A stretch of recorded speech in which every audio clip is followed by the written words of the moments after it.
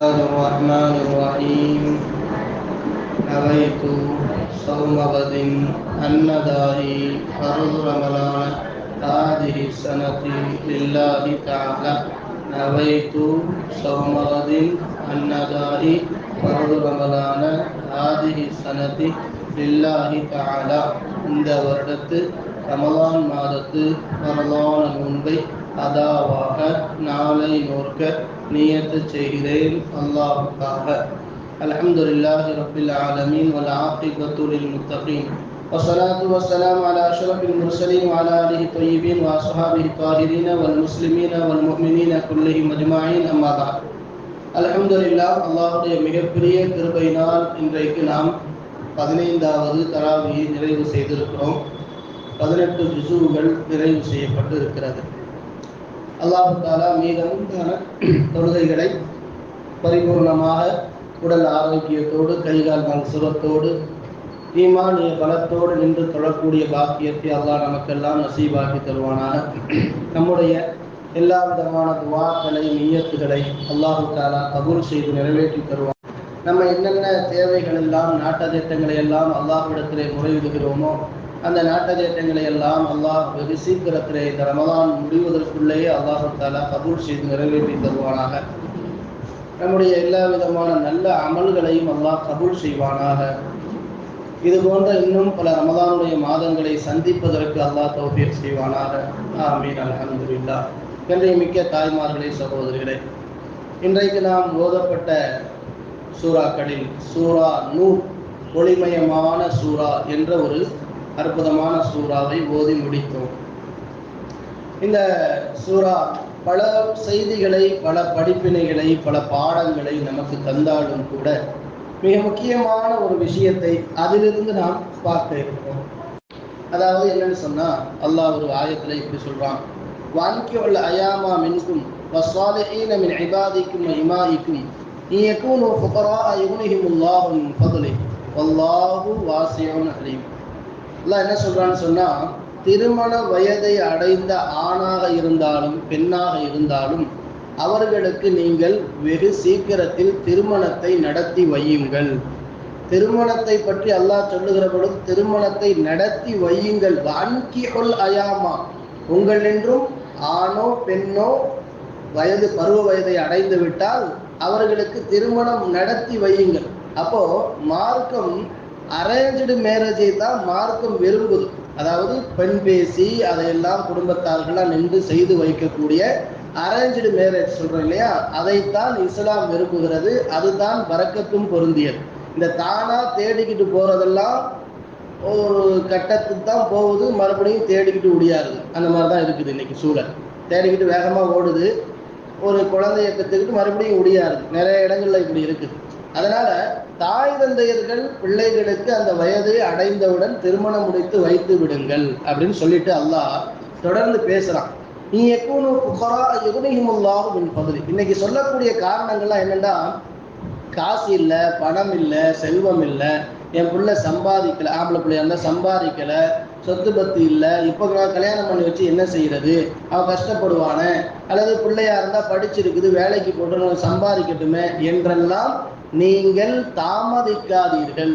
ஏனென்றால் அல்லாஹ் என்ன சொல்றான், யகூனு ஃபுகரா, அவர்கள் ஏழைகளாக இருந்தாலும் பரவாயில்லை, திருமணம் முடித்து வைங்க. திருமணத்திற்கு பிறகு அல்லாஹ் யுக்னிகுமுல்லாஹ், அல்லாஹ் அவர்களை பணக்காரர்களாக மாற்றி விடுகிறான் அப்படின்னு அல்லாஹ் வாக்குறுதி கொடுக்குறான். அப்ப காசு பணம் இல்லை, செல்வம் இல்லைங்கிறதையெல்லாம் முன் வச்சு திருமணத்தை தள்ளி போட வேண்டிய அவசியம் இல்லை. திருமணத்தை நீங்கள் நடத்தி வைத்து விட்டால் அவர்கள் வாழ்க்கையில் அல்லாஹ் பரக்கத்து செய்து விடுவான் அப்படின்னு அந்த வசனத்தில் அல்லாஹ் சொல்லுகிறார். அதெல்லாம் என்ன செய்யக்கூடாதுங்க, இன்னைக்கு ரொம்ப வயசு போய் திருமணம் முடிச்சு கொடுக்குறாங்க. ஆம்பளை பிள்ளைங்களுக்குலாம் 30 வயசை தாண்ட வரைக்கும் பேசாம இருக்கிறாங்க. அதெல்லாம் ரொம்ப பெரிய தவறு.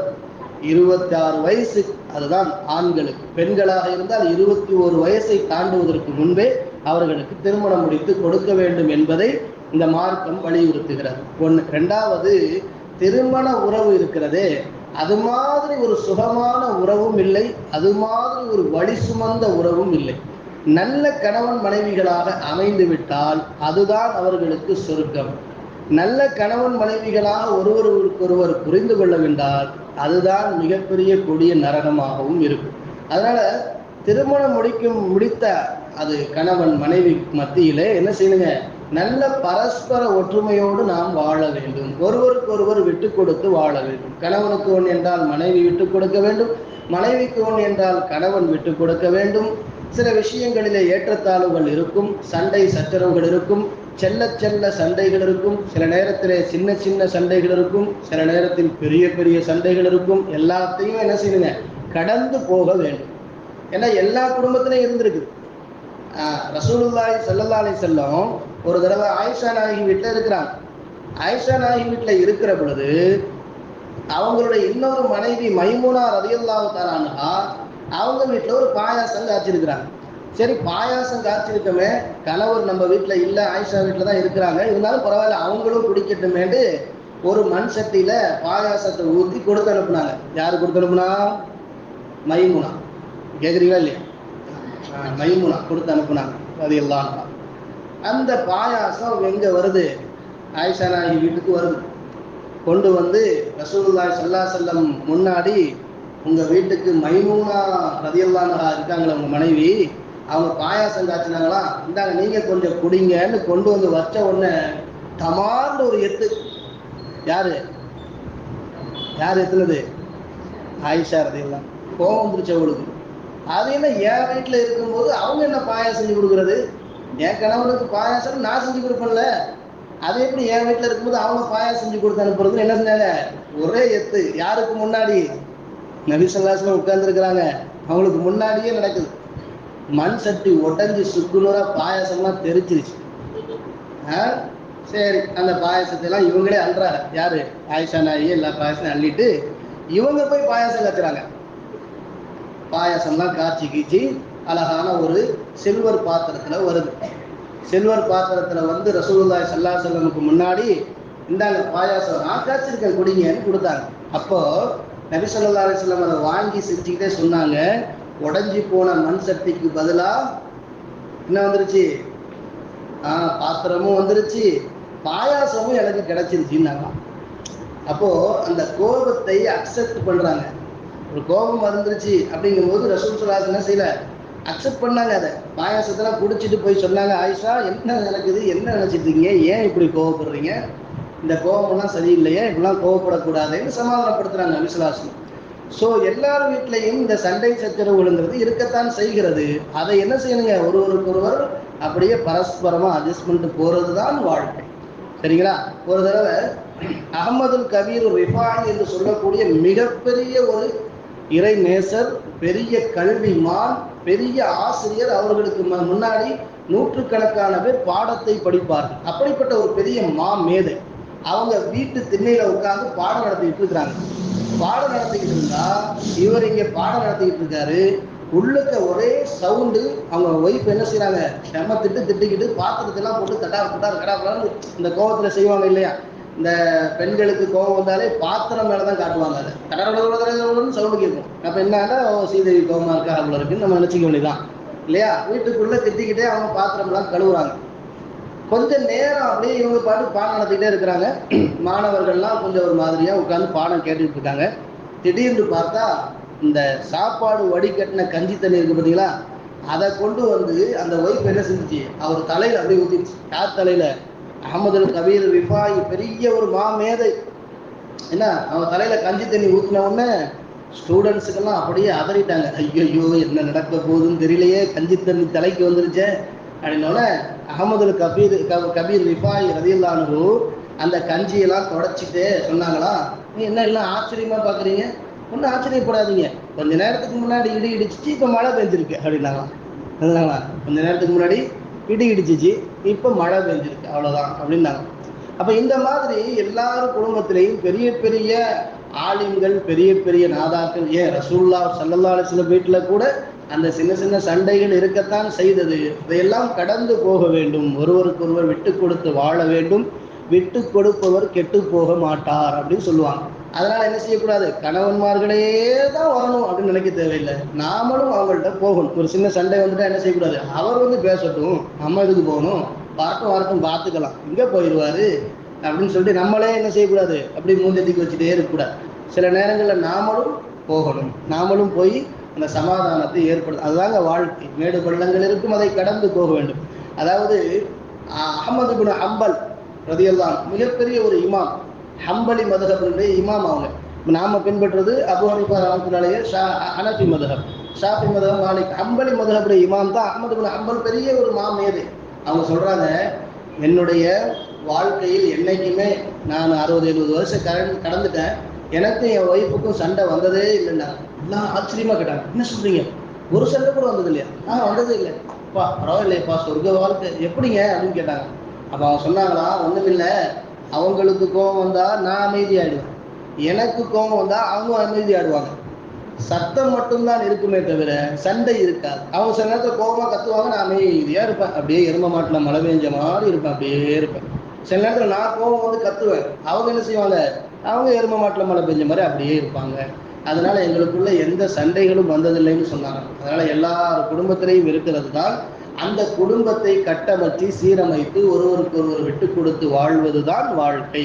அந்த வாழ்க்கையை சரியாக வாழுங்கள் என்றுதான் இந்த சூரத்து நூர் என்று சொல்லக்கூடிய இந்த சூறாவில் நமக்கு பாடம் சொல்லி தரப்படுகிறது.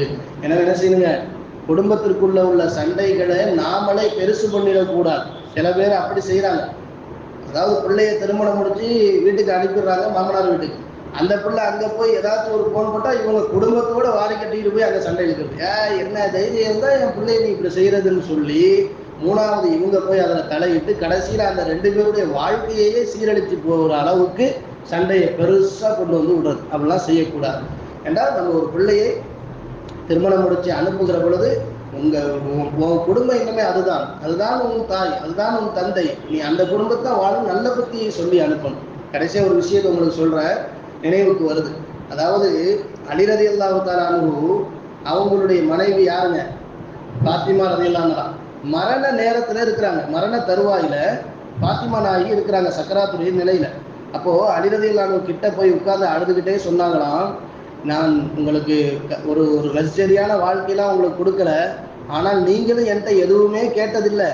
ஒரே ஒரு நாள் மாதுளம்பழம் வேணும்னு கேட்டீங்க, அதை கூட என்னால் வாங்கி தர முடியல அப்படின்னு சொல்லும் பொழுது பாத்திமா நாயகி சொன்னாங்களாம், வேற ஒன்றும் இல்லை, என்னுடைய தந்தை என்னை திருமணம் முடித்து அனுப்பும் போது சொன்னாங்க, ஏம்மா நீ ரொம்ப பெரிய ஒரு ஹை லெவலில் சம்பாதிக்கக்கூடிய ஐடி ஓனர்கிட்டலாம் நீ போய் குடும்பம் நடத்த போகல. அலி ரலியல்லாஹு அன்ஹு என்னங்க, சாதாரணமான ஒரு கூலி தொழிலாளி தான், அவர்கிட்ட தான் நான் உன்னை கல்யாணம் பண்ணி கொடுக்குறேன். அதனால அவரை போய் கஷ்டப்படுத்தி அவர் என்கிட்டையோ நான் அவர்கிட்டையோ மன்னிப்பு கேட்கிற அளவுக்கு நீ வச்சிடாதேன்னு என் அத்தா சொல்லி அனுப்புனாங்க. எப்படி சொல்லி அனுப்புறாங்க பாருங்க, ஒரு மகளை திருமணம் முடித்து கொடுக்கும்போது எப்படி சொல்லி அனுப்புறாங்க பாருங்க. அவர் என்னிடத்திலோ நான் அவரிடத்திலோ மன்னிப்பு கேட்கிற அளவுக்கு நீ வச்சிடாதேன்னு சொல்லி அனுப்புனாங்க. அதனாலதான் நான் உங்ககிட்ட எதையுமே நான் கேட்கவும் இல்லை, எந்த விஷயத்திலையும் நான் உங்கள்கிட்ட தகராறும் செய்யவில்லை என்று அன்னை பாத்திமா நாயகி சொன்னாங்களாம். அதனால என்னங்க, வாழ்க்கையில நாம கணவனை அனுசரித்து போக வேண்டும், அதே மாதிரி கணவனும் மனைவியை அனுசரித்து போக வேண்டும். அப்படி இருக்கிற அந்த தம்பதிகளை அல்லாஹ் நாளைக்கு மறுமையில உதுகுருல் ஜன்னத அன்தும் அஸ்வாஜுக்கும் துஹ்பரூன், நீங்களும் உங்களுடைய மனைவியும் கைபிடித்து சொர்க்கத்தில் நுழையுங்கள் அல்லாஹ் சொல்லுவான். அப்படிப்பட்ட கணவன் மனைவியாக நம்மையும் அல்லாஹு தஆலா ஆக்கி அருள் புரிவானாக. இப்படி சொல்லும் போது ஒருத்தர் சொன்னாரு, உதவி அங்கேயும் அதுதானா அப்படிங்கிற. அப்ப அந்த மாதிரி எல்லாம் கணவன் நினைக்கக்கூடிய அளவுக்கு நாம நடந்து கொள்ளக்கூடாது. எல்லா விஷயத்திலையும் நாம விட்டு கொடுத்து போக வேண்டும். மறுபடியும் சொல்ற, விட்டு கொடுப்பவர் கெட்டு போக மாட்டார். அல்லாஹு தஆலா நம்மையும் அது போன்ற ஒரு சிறந்த வாழ்க்கையை வாழக்கூடிய பாக்கியத்தை அல்லாஹ் நசீபாக்கி தந்தல் புரிவானாக.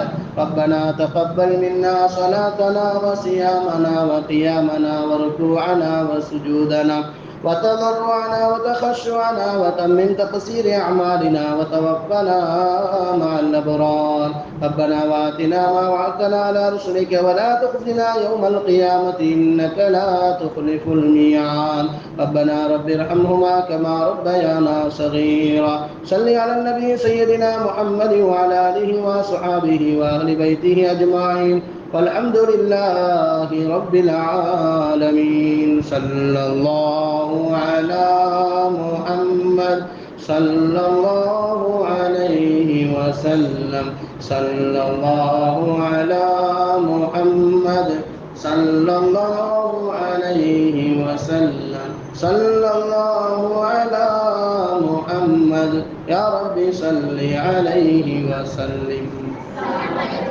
وعليكم السلام ورحمة الله وبركاته.